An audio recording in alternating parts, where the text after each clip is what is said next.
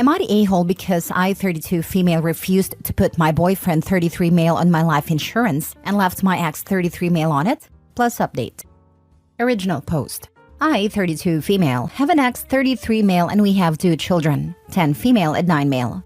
My ex and I had a difficult start in life. I felt pregnant pretty quickly after we started dating. Our daughter was born with leukemia, and we spent the first few years of our relationship in hospital. She's now in remission, thankfully. We also had another child during this time, and our son is autistic. After being together for 6 years, we split up indefinitely when our children were 6 and 5, which was very hard for me and him. After healing for about 1.5 years, I began dating my now boyfriend, who we'll call Jake. Jake was really lovely and kind, and took it slow with me. After a year, I introduced him to my kids. At first, my daughter was not very happy with the situation, but eventually she grew to tolerate him. Jake even has a civil relationship with my ex.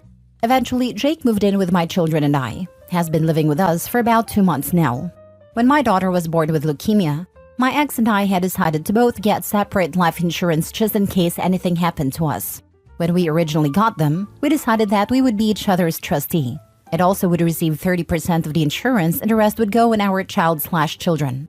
After we had our son, we updated our life insurances with his name also on it. We have both still honored that. Our reasoning for this is that if one of us was to go while our children were still young, then the other would be left as a single parent and may need some support and stability. I still feel very strongly about this. Now on to the issue. Jake was cleaning up my files in my office when I was at work and had come across my life insurance agreement. While I was at work, he had sent me a message saying, "We need to discuss something important when you get home." Obviously, I was freaking out and tried calling him, but he would not answer me and said he was too angry to talk to me. I run my own business, so I took off early and drove home. Before I left, I messaged Jake to say I'm on my way home. When I arrived, I seen Jake on his sofa glaring at me when I arrived. He threw the life insurance papers at me and demanded to explain myself.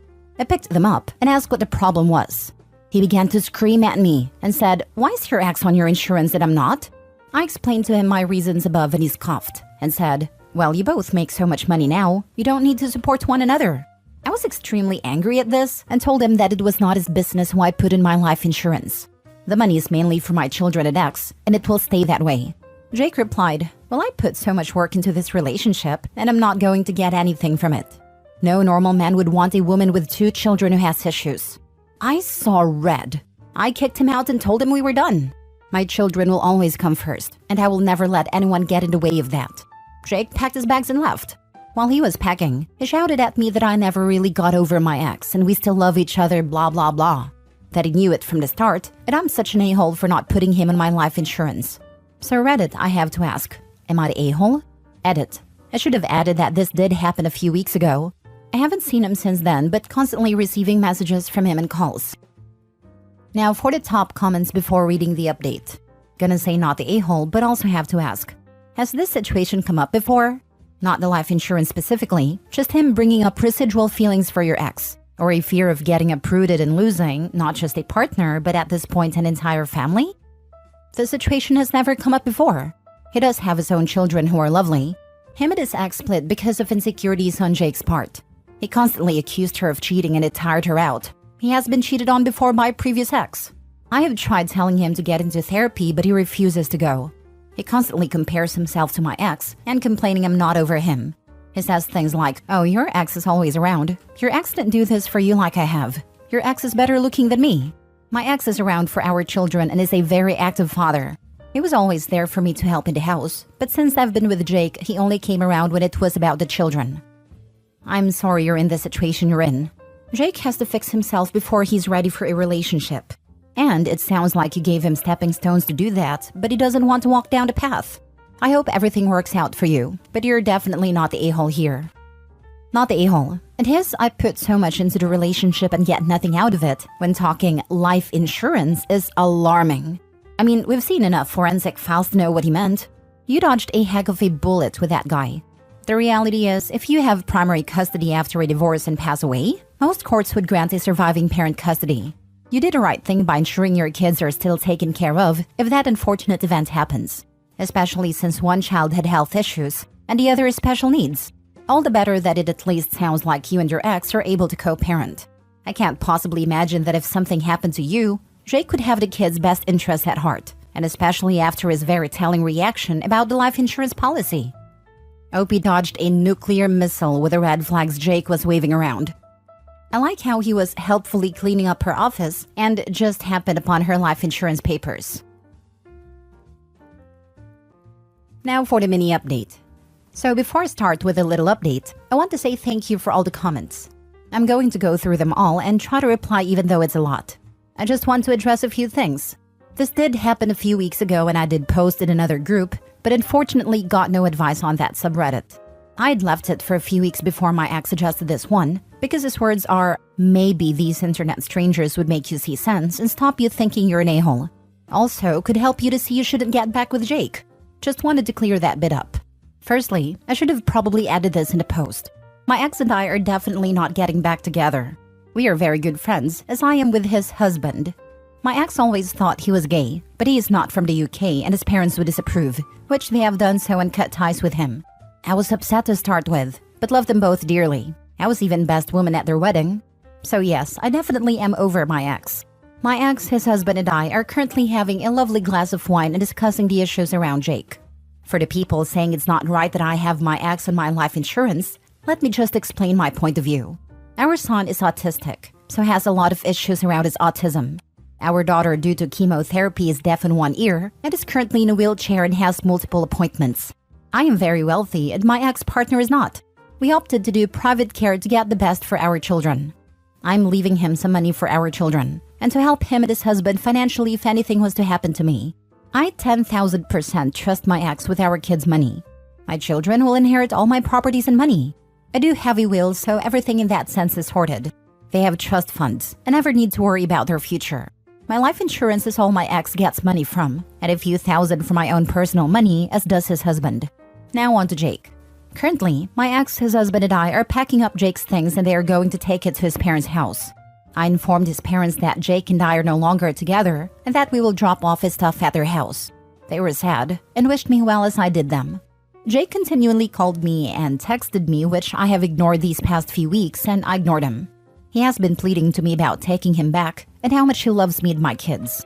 However, just an hour ago, he sent the most vile messages I've ever had in my life, calling my daughter a spoiled dramatic little witch who uses her illness to get her way. He called my son some disgusting things, which I won't even repeat. At this point, I was done.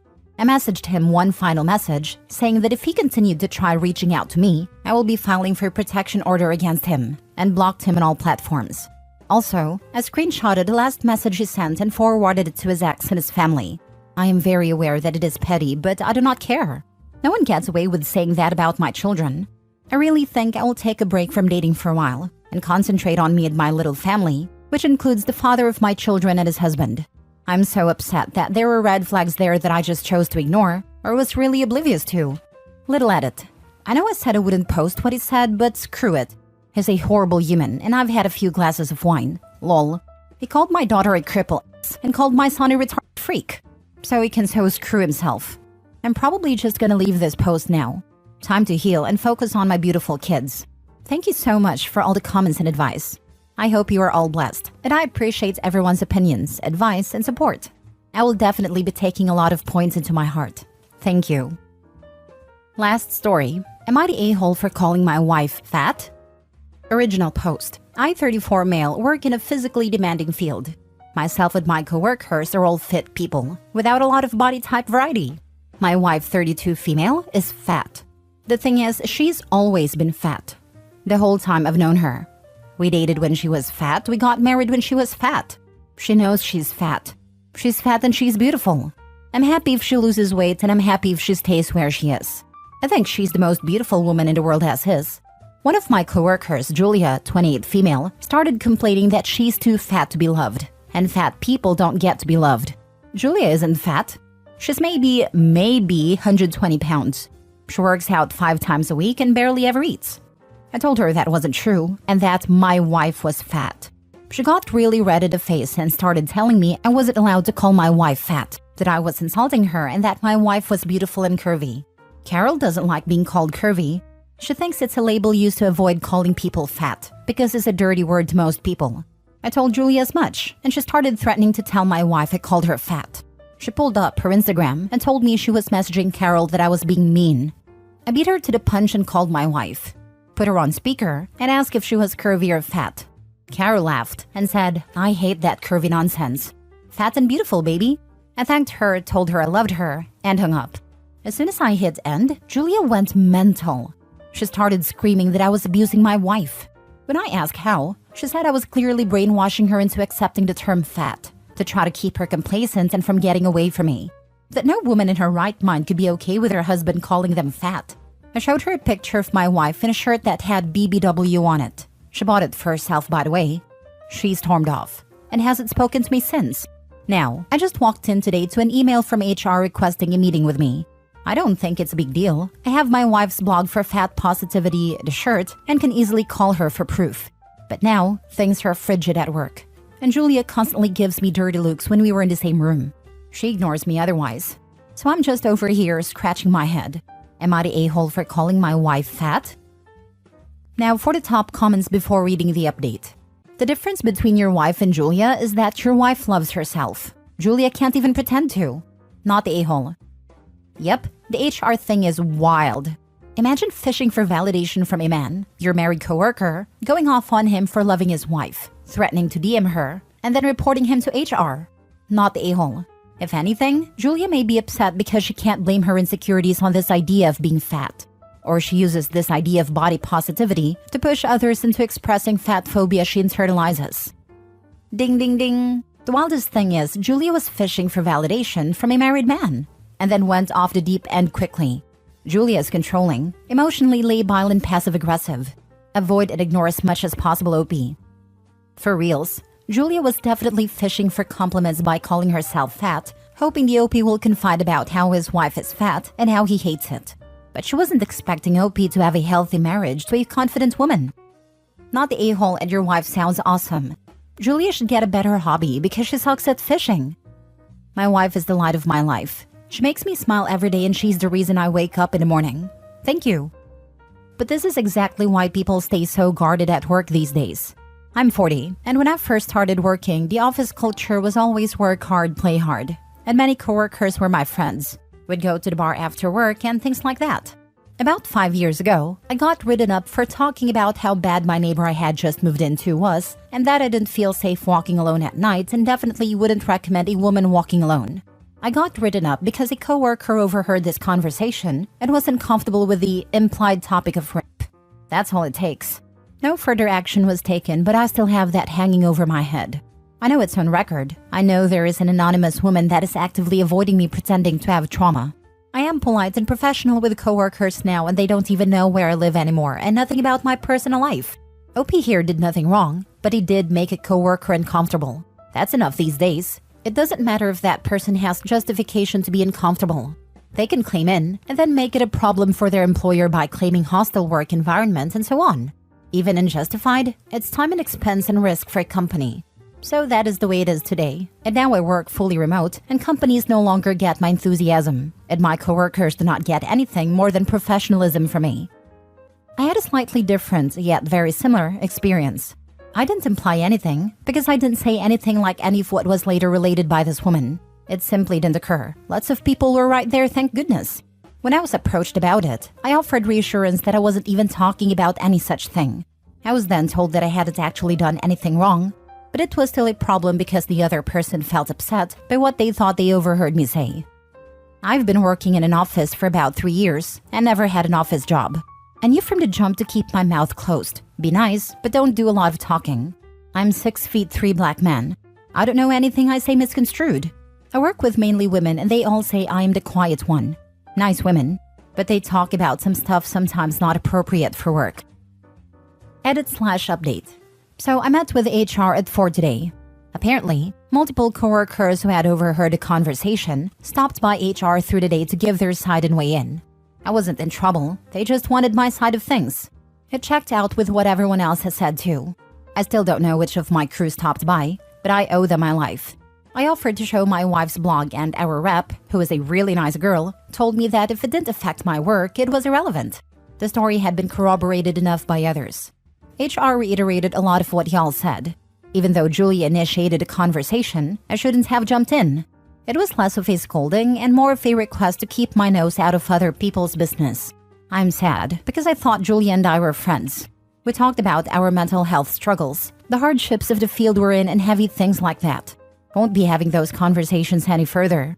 Julia and I will no longer be paired on teams for patient care. I was told my part in the investigation was done, and they thanked me for my time. So I think I'm going to be okay. Before I left, I told HR that if weight loss or body image wasn't supposed to be a topic of conversation, they should consider enforcing that on a company level. We have a weight loss challenge. I suggested making it a fitness challenge instead. She said they'd take it into consideration. So that's it. I wrapped up my treatments. Everything will hopefully shake out. Haven't spoken to Julia. Hoping to avoid her for the near future. Thank you all for this sanity check. Now to quote Clue, I'm gonna go home and sleep with my wife.